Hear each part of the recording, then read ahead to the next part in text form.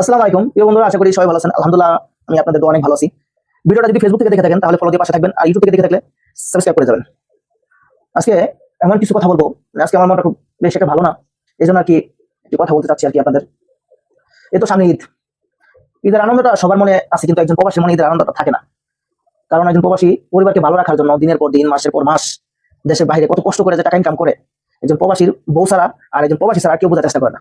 ঠিক আছে, আর অনেকে আছে ফেসবুকে এসে বলবে, ভাইয়া আমরা দেশে পরিশ্রম করি।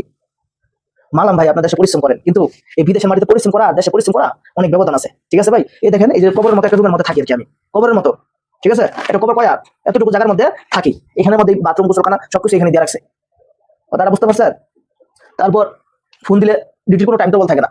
এখন রাতের 12টা নাই, একটা নাই, ফোন দিছে কই সেলা সাইরা সুগল, গাড়ি স্টার্ট কর, আমি মার্কেটে যাবো, আমি এখানে যাবো, কফি আনতে যাবো, কফি খামো, চল গাড়ি স্টার্ট কর, যা। এই হচ্ছে একটা ডিউটি, হাউস ড্রাইভার ডিউটি।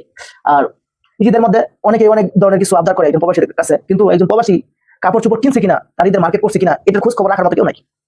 দেখেন আপনার আশেপাশে দেখেন, কেউ একজন প্রবাসীর খোঁজ খবর রাখে না। শুধু তার কাছে কি চাওয়া যায়, একজন বলে একটা মোবাইল দিও, আরেকজন বলে একটা লাইট দিও, আরেকজন বলে আমার একটা কম্বল দিও, আরেকজন বলে আমার একটা সোনার চেন দিও। কোনো সময় বলে না, তুমি যে প্রবাসী রয়েছো অনেক বছর হয়েছে, এখন এসে দেশে এসে কিছু একটা করো।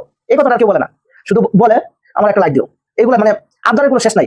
ঠিক আছে, ওই প্রবাসীটা যে কত কষ্ট করে টাকা ইনকাম করে, মানে পরিবারের লোক কেউ যদি দেখতো তারপর বুঝতে পারতো একজন প্রবাসীর কষ্ট, একজন আরেকজন প্রবাসী ছাড়া কেউ বুঝে না, কেউ বুঝবে না।